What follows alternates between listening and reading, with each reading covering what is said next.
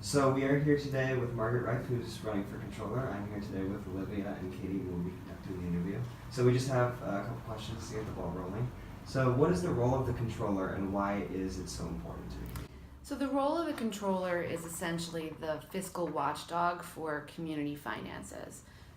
The treasurer is responsible for the money coming in, or accounts receivable, and the controller is responsible for the money going out, or accounts payable. In addition to that, the controller is also responsible for internal audits of all the row offices, as well as auditing the commissioners' offices.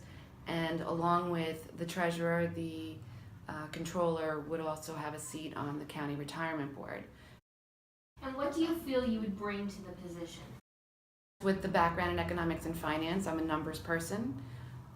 Being a small business owner, I understand how decisions on the local, community, state, and federal level impact those of us that own businesses.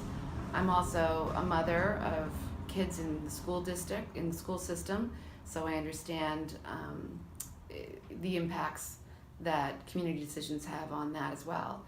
Being a controller for a nonprofit, I obviously understand how it works, how the financial statements work, what to look for, how they're done on the back end.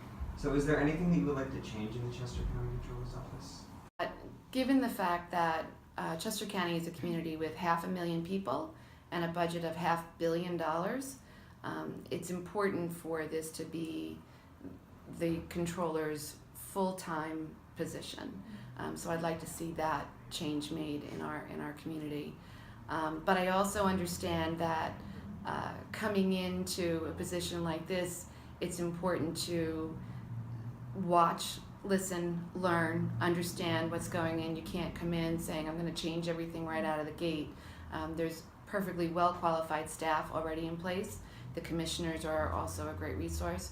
So I would like to initially listen to what's going on.